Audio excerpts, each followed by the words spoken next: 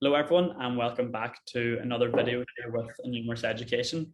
Today we have something a little bit different to our normal interviews. We have a new series now coming into the summer months where we're looking at alternative careers in sports, and we're going to be interviewing a couple of people now over the next few months to get an insight into their own experiences and into their own jobs.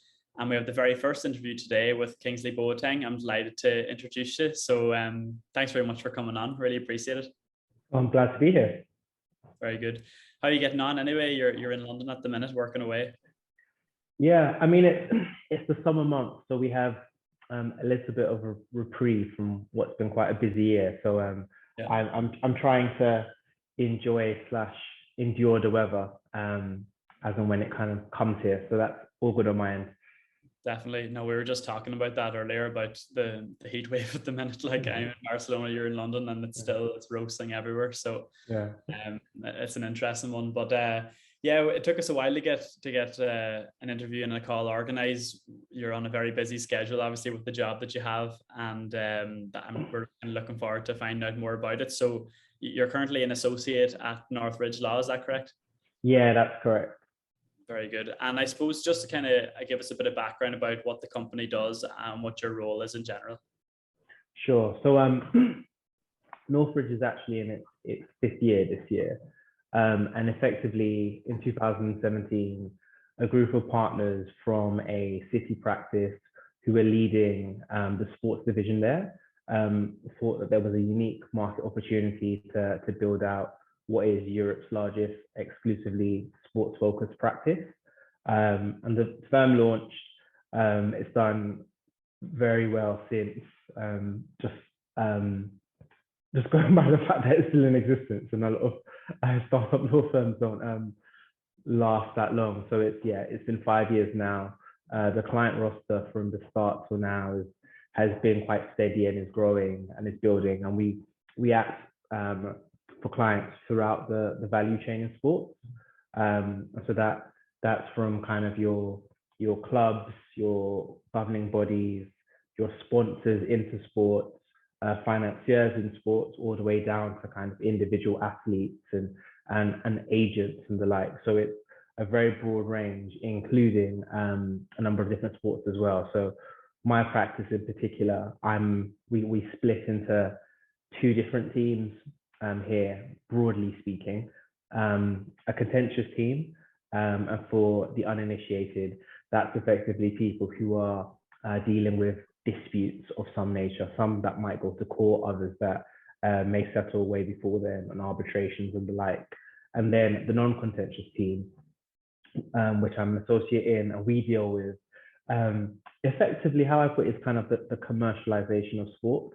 And so that can be, we'll talk a bit more about this, but that can be, like I said, on the player side, working on kind of endorsement deals, boot deals, to one of the bigger kind of M&A transactions we've worked on recently was the takeover of Chelsea. So a very broad range.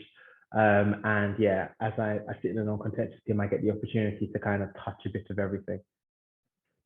Exactly. No, really interesting because we always hear about these deals going through, and we never really get a chance, I suppose, to hear from someone on the inside of it and being in the day-to-day of it.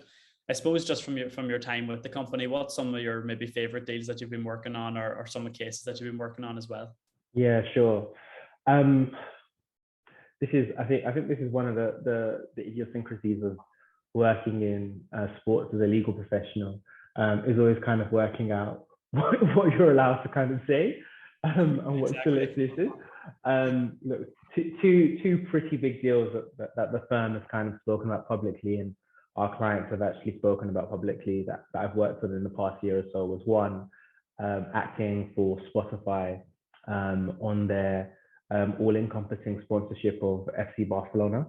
And that was an amazingly big deal to work on. I think, please don't quote me, but I do think it might be at the time of signing, the largest arm's length sponsorship deal of its kind. So you can imagine from Spotify's perspective, it was critical that it was an agreement that suited them very well. And I think from Barcelona's perspective, Of course, they're looking to ensure that as they're offering out their rights, they're getting bang for their buck, aren't they? And so that was a particularly interesting transaction to work on. Some of the numbers, very interesting, but also on the flip side, and as you'll see in kind of months and hopefully years to come, Spotify have a number of different rights that they've managed to acquire from Barcelona. So that would be really interesting to see the synergies between the brands as they bring together the worlds of music and sport. And then so I've worked on in my career so far a number of kind of merger and acquisitions, those type of transactions. The biggest, I think, was actually the recent Chelsea takeover. I think this, like, I'm actually an Arsenal fan, so I don't know if you would call that a conflict of interest, but it was a really good transaction to work on, because quite frankly, I don't think there will be many transactions in sports with the layers of complexity involved in that deal.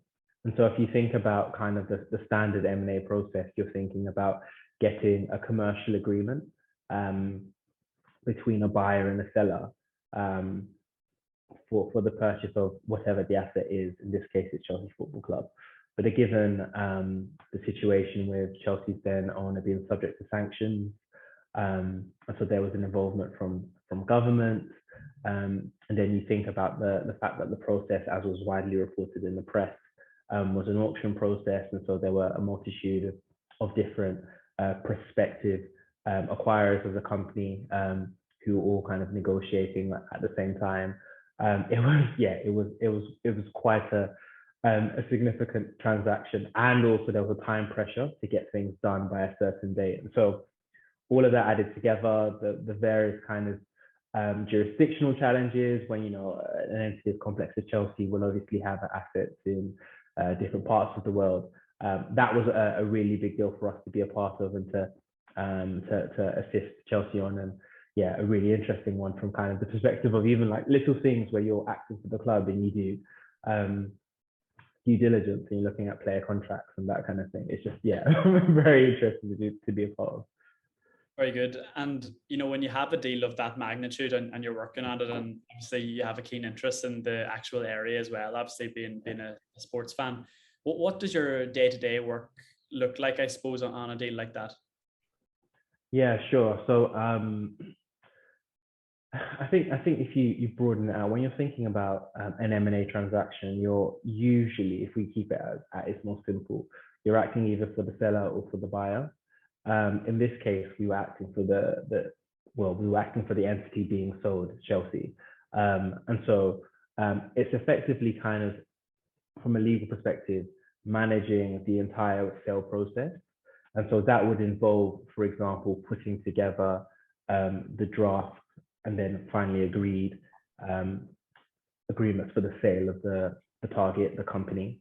That would involve kind of facilitating the due diligence process that the prospective acquirers of the club entity would be involved in. So almost forming a layer between the club and the prospective buyers, and kind of sitting in the middle and managing information flows, answering questions, and negotiating the agreements, as well as kind of assisting with correspondence with the other various entities that were involved, for example, like government. Okay, very good. Yeah, and I suppose when you talk about the layers of complexity in that particular deal, I'd say it quite varies day to day. You could be something very unexpected that might show up, and you're trying to deal with that. Do you enjoy kind of working in an environment that is like that, I suppose, and quite challenging, and I suppose changes from day to day as well? Yeah, I think look, when I one of the things that we may touch on this a bit more is, but a bit later, but when I think about my career and the fact that we, quite frankly, unless we come up with $1 billion or $1 million idea, we'll be working for a substantial proportion of our lives. I think it's particularly important that you find something that has a good synergy between what you're interested in, what you're good at, what you think has kind of a benefit in the world, as well as what someone will pay you for. And so I think being in that kind of kind of that middle that touches on all those elements was quite important to me. And I think the complexity element of it, the different variety, the kind of 1 hour something in a deal looks like this, the next hour it's very different. I think that kind of keeps you on your toes, keeps you intellectually challenged and engaged. And I think that contributes to the enjoyment element of it. And quite frankly, if you're not working on transactions of that kind, then you might find yourself in a position where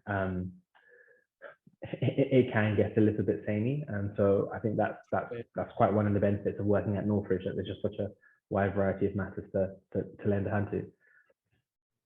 Very good. And it's clear, that the interest that you have in the area that you're working in, not only in the sports industry, but in the law firm in general.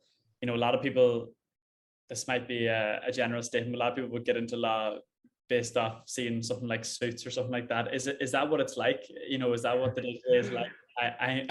I know a couple of people from college that might have got into the trap of thinking that that's what it was, and then maybe kind of regretted it once they did get in. But with yourself, it seems to not be the case. Yeah, I mean, I think Suits is one of those interesting programs where they extend all the really interesting bits, and then they make the really kind of difficult bits look really short and really simple. Yeah. And so probably legal practice is not like that here. But I do think working in the sports industry in particular, you have the kind of benefit of working with a wide array of different types of clients and different types of personalities. And so maybe to a certain extent, that element of Suits is true, but you might be working with someone who is, or working for someone who is, like a kind of a larger than life actor. One day you might be working for a huge corporation, the next, etc. And all the people that kind of fit in between. So that element is true. Exactly. Very good. Very good. So Kingsley, if you kind of take a step back, I suppose maybe to your time at university or your time in school, was this always something that you wanted to do, to go into this industry, and how did you kind of go about it? Yeah, that's a great question. I think when I was younger, my parents and kind of older family friends kind of nicknamed me Pocket Lawyer. And I don't think it was a term of endearment. I think it was more, I had a response for everything. And so that was what I was nicknamed. And so it kind of stuck in the back of my mind.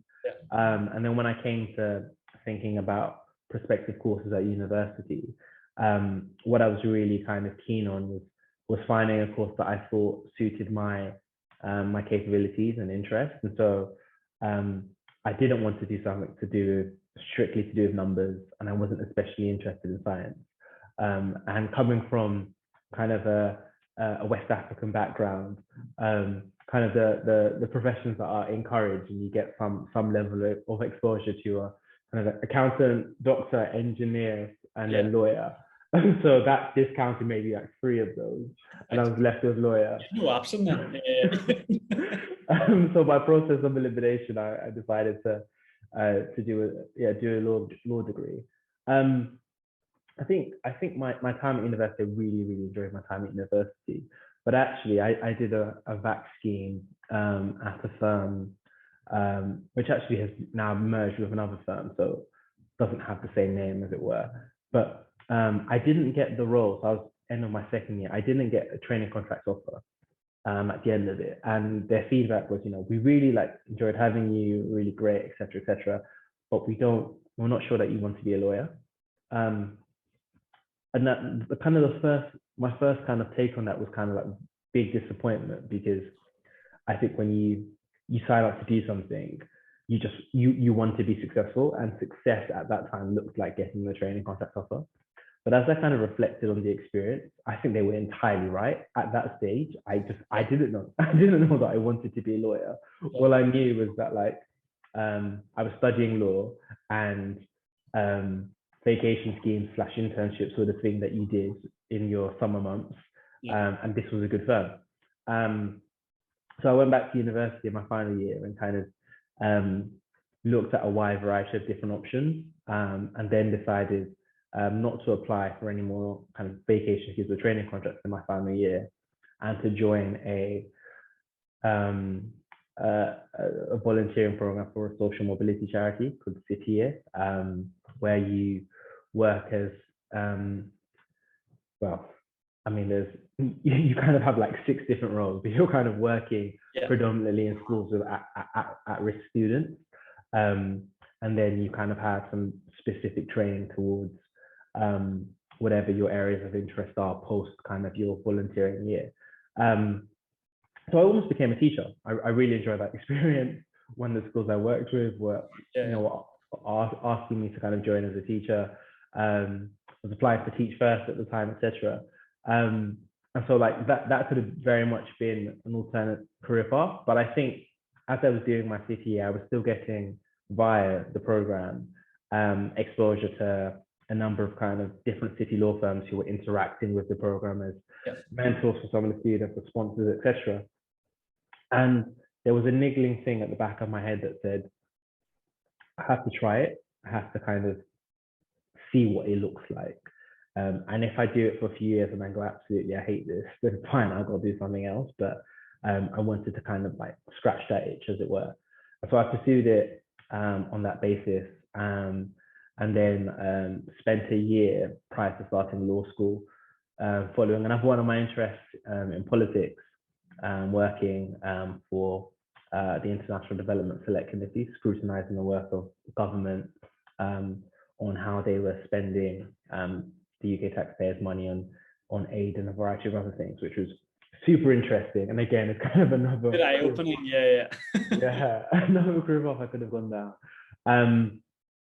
And then started at my previous firm, did a training contract there, and was fortunate enough to be offered a qualification position in the corporate practice. And as I was thinking about the move from that firm to where I am now in Northridge, I think one of the resounding questions I've been and I continue to ask myself is, in 5 to 10 years time, what do I want my kind of working career to look like? Who do I want my clients to be? What do I want my specialist knowledge to be? What kind of issues do I want to be seen to be, I was going to say an expert, but at least a help in trying to resolve and solve. And so with that in mind, I was thinking about sectors in particular. And yeah, sports is the sector that I think most resonates with me, as a big kind of sports fan myself, and in particular someone who's always been quite interested in not just kind of what happens on the pitch, as it were, but what happens off the pitch, and the workings that get us to what we see as the final product. Then yeah, sports just it made perfect sense. And after kind of putting my face out there to the Northridge partners for some time, they had an opportunity for recruiting someone around my kind of level in the team, and I was lucky enough to kind of be selected after going through the recruitment processes. So yeah, someone who's and I don't know if it's similar to you now, but I think a lot of guys in particular will say they would have been a football player had they not had a knee injury. And like from my perspective, I had 2 perfectly good knees. I just wasn't very good. So just having the opportunity to be in the sports sector, and yeah, like to work kind of in the specific kind of sports I'm working on at the minute has been kind of a really good opportunity that helps me to kind of satisfy that childlike urge to be involved in it.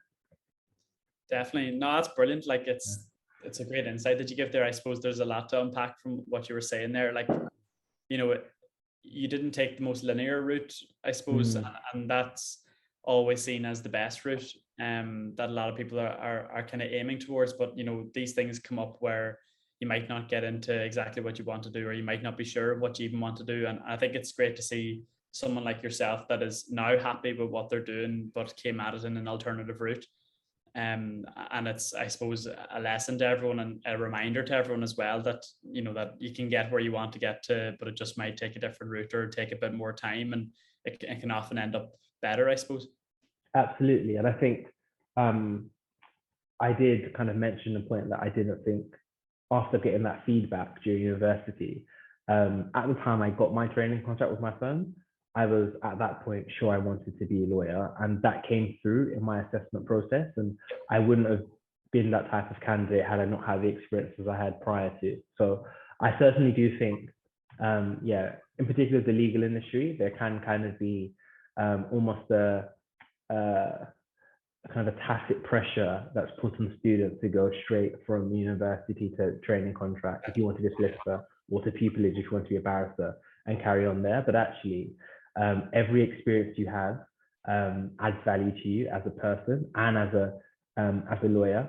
You obviously need to have very good legal knowledge to do the job, very good technical skills, but you need to be a worldly person. Like, if you want to be good with clients, you need to be interesting, and to be interesting, you need to be interested in things and what's happening in the world and have experiences. And so everything comes to bear. And even if you can't immediately see kind of a thread, over time that thread begins to develop.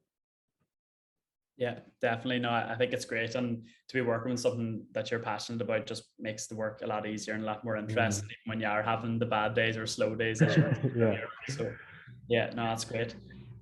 Just to kind of touch on the volunteering and the ambassador side of things that you're involved in as well. Obviously you're very busy with your own work, but that you give the time and you give, the importance that you feel it has as well to those organizations. Just talk to me a bit about your kind of role within them and the experience that's given you as well. Yeah, sure. I've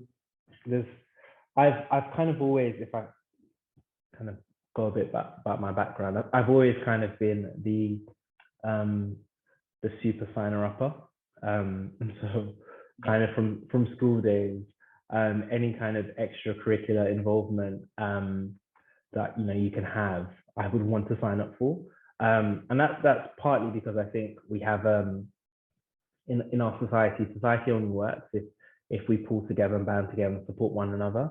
And so I've had the opportunity to be a school governor, which has been an incredible experience, because I think I think as someone who's obviously been through the school system, you have your perspective of the decision making that happens at school, but actually seeing it from the other end, some kind of the pressures that are on teachers, the budgetary demands and challenges that heads face, and even just the complexities of dealing with a number of kind of different students from different backgrounds, from different kind of contexts and communities, and providing a quality education that comes with umpteen different kind of questions and difficulties as well. And so being able to assist with that process, to lend kind of some of the skills I've developed in my professional career to hopefully assisting with making the school at which I support to govern a little bit better, and providing a little bit better of an education for the students. So it's been kind of a really rewarding process. One of the organizations I spent some time working for as an ambassador of aspiring solicitors, and they're an organization where they work to diversify the pipeline of prospective lawyers. And I think their work is really important, because we want to have a society in which the only barrier to getting into whatever industry you want to get into is really your ability.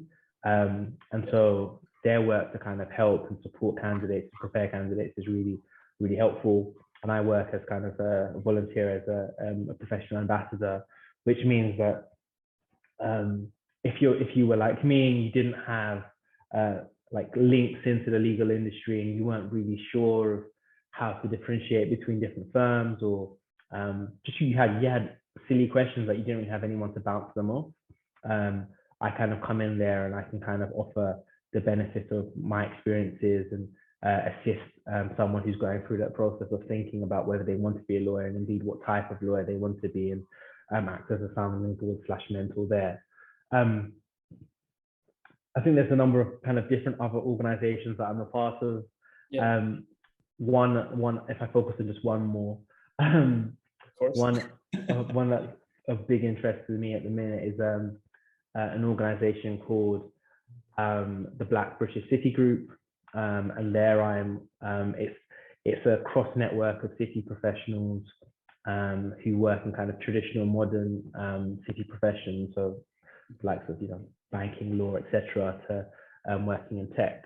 And it focuses on kind of 3 different impact strands. And so one is assisting businesses within the Black community. The other is assisting kind of charities with a focus on Black communities, and the other is working with schools that have a significant number of kind of Black people. And I think I think our collective thinking there is, again, working in the industries that we all are a part of. We found that our community group has been underrepresented in a number of those industries. And so what we're trying to do is kind of use the benefit of our professional skills and as well as our collective pool of funding to kind of make the ladder a bit easier to climb for future generations.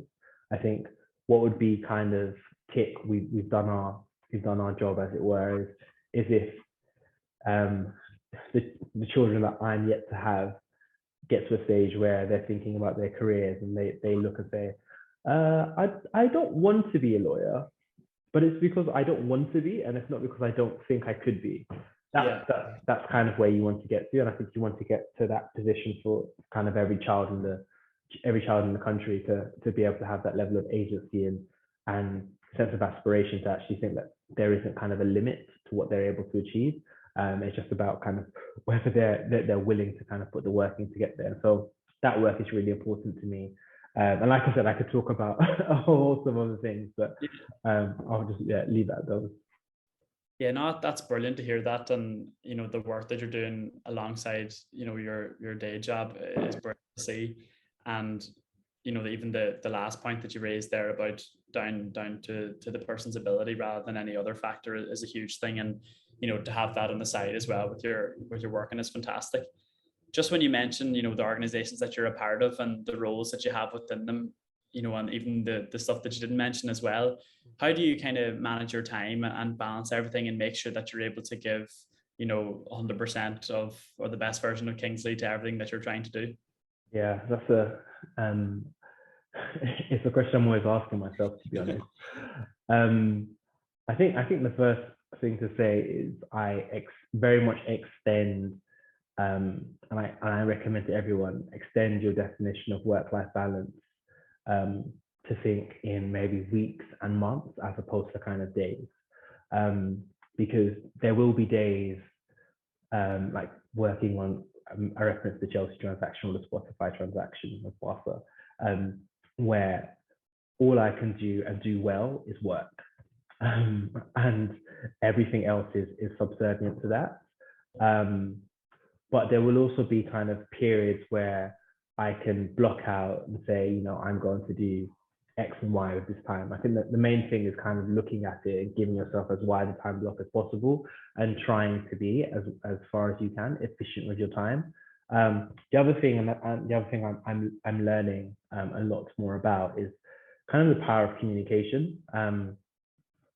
If you have a number of different spinning plates, invariably there'll be times when you need to kind of pass one of those plates onto someone else to spin for a little bit. And I think if you're a part of good teams, then I think that very much helps with managing your time. So for example, when I'm here at Northridge, if I go away on holiday for an extended period of time, I will have clients and matters that I'm working for and working on that I will, where possible, hand over to some of my colleagues to spin and to carry on progressing in my absence, and I'll do the same for them when they go on holidays. And similarly, with a number of these organizations that I volunteer for and assist with, I try to be quite clear about kind of when I'm heading into a super busy period, or just leaning on someone else to during one of those periods to say, hey, this is what needs to be done.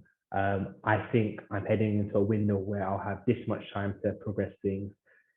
Do you have the capacity to assist with whatever is outstanding, and kind of detailing what's outstanding?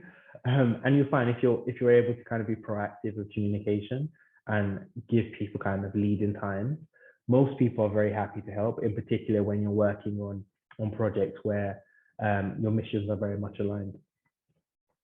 Exactly. No, I think that's a good answer. I like the idea. I hadn't heard that before, of kind of extending your work-life balance to maybe not the most rigid thing where it's going to be every day where you get off and you get to do all your activities that you want to do within that, and to kind of have a more realistic version of it as well. Yeah. And like you were saying earlier, I suppose at the very start, is doing something that you like, doing something that you're interested in, doing something that you see a future in, but also that you're able to get paid for. And I suppose trying to find the balance within that is important. And if you are reaching all them, the work-life balance might have to be adjusted a bit to kind of match that. So no, I think that's a fair point. Just coming towards the end now, Kingsley, like obviously the way that you've spoken over the past half an hour or so, you can see that you're really driven, really passionate about a lot of different things, and you seem really content in what you're doing at the minute. But what's the kind of goals for yourself, I suppose, over the next 5 to 10 years, as you were saying, and where do you kind of see yourself, I suppose, within the work, and also with your extra commitments as well? Yeah, so great question. I'm gonna come off this call and have like an existential crisis and be like, oh my goodness, what am I doing for my life? Like, yeah. But I think career-wise, I'm really enjoying what I'm doing, and I think I'm heading into a part of my career where my ability to just do things, because I understand now more and more about the process, is going to exponentially increase. And so it's going to be learning to adjust to that kind of new level of responsibility as I progress in my career, and trying to be as good as possible at what I'm doing. And so that's kind of the immediate to short-term focus. Looking more broadly at the next kind of 5 or so years, the hope is to kind of still be in this industry, still working in sports, but continuing to kind of take a bigger role on transactions and working on things of that ilk.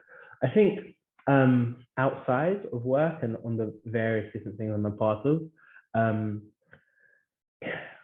as I get more senior at work, and also as life progresses, and things like maybe marriage comes in the cards and having children, etc. My ability to stretch myself across a number of different projects may lessen. And so what I think I'll be looking at doing in the next 5 or so years is really dialing down into the particular causes that I'm focused on, I'm really interested and invested in, and then trying to upscale my impact in those areas, because I would have had the broader experience of doing a number of different things to kind of work out where my skills are best able to kind of advance the interests I have. Definitely. That's a great answer. Continue what you're doing, but better. It's just Yeah, exactly. Very good. So look, I suppose maybe the last thing I have is maybe if you have any advice at all for maybe the students that we're kind of looking after at the minute, or that are involved in our program. So basically at the minute we're focusing on the student athlete side of thing, where a lot of these students want to pursue high level career on the sporting front, but also want their academics to be at the same level as well. And a lot of us within the team have had some sort of experience with that, and want to kind of pass that on to the next generation as well, and want them to kind of achieve what they can achieve in both codes for themselves. For someone that is listening today and thinking, that sports law seems really interesting, something that obviously is hitting both my passions, what would you kind of advise them to do, I suppose, when they are in university, or even looking to go to university as well? Yeah, great question. So if I went back to I'll kind of try to advise on the basis of my experiences. Yeah, perfect. If I went back to university, I think one of the things that I would have prioritized in terms of course selection is what I'm particularly interested in, like academically, as opposed to kind of what I'm thinking about vocationally. So if you want to be a doctor, then it obviously helps to do medicine. Yeah. But if you want to be a lawyer, I mean, lawyers come from a number of different majors. in terms of background. And so I would focus particularly on what you're interested in, because what you're interested in is what you'll do best at, invariably, because you'll put in the hours to work, you'll do the extra external reading that, you know, your lecturer set. And you're just less likely to do that unless you have outstanding discipline, if it's something you're not very interested in. But if you're interested in getting into law, and in particular into sports law, I would start by kind of just trying to pick up and read more around the subject.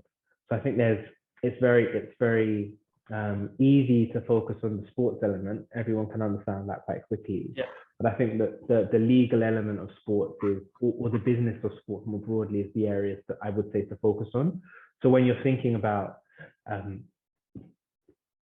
football, and you're thinking about some of the challenges to football, like some of the things that, you know, you might want to be reading around is like, how do we use technology for good in sport, right? So VAR is an example of that. Hawkeye is an example of that. But it's a wider point. So you want to be reading around the subject and things like that. Yeah. And then the other thing I would say ultimately is spend, and I can't advocate for this enough, but it's spend as much time as possible trying to speak to people who are in areas that you might be interested in. The honest truth is, I think 95% of human beings love talking about themselves. And so if you send someone a LinkedIn message, an email, and just, you know, say something to the effect of, "Hi X, I'm particularly explain who you are in a sentence or so," and then try to authentically and honestly flatter the person by kind of talking about something that they're involved in that interests you. Yeah. And then ask for a bit of their time, whether that's a call, or whether that's a coffee, or the like some people won't get back to you, and that's because they're busy, they haven't seen it, etc. But invariably, when people do see kind of messages of that ilk, they are willing to kind of lend their time to kind of speaking to someone. And I think absent kind of getting internship type experience within whatever industry you're interested in, speaking to people who are already there and doing what you think you might be interested in give you the best perspective on what it's like. And from there, you can make an informed decision, as opposed to one, for example, that's based on kind of a perception that you get, for example, in suits. But you're hopefully kind of well prepared for some of the less glamorous elements of whatever you're getting into. And then other things, be patient with yourself as you go through kind of the processes of applying for things. I think in particular with looking for training contracts, is a very competitive process, and it can almost seem as though you're continually trying to sell yourself. But the moment you're getting interviews, what you really need to actually remind yourself of is, one, if I'm at interview stage for whatever I'm doing, it's because they like me on paper, and they're for an opportunity to confirm that they like me in person as well as on paper. And then the other thing is to think about the fact that they should be trying to sell the company / industry / job role to you as well. And so you shouldn't see it as just kind of, they're willing to offer me a job, so I accept it. But actually, is this someone I want to work? Are these the type of people I want to work with? Am I going to become skilled in the areas that I want to become skilled in? What's their commitment like to my development?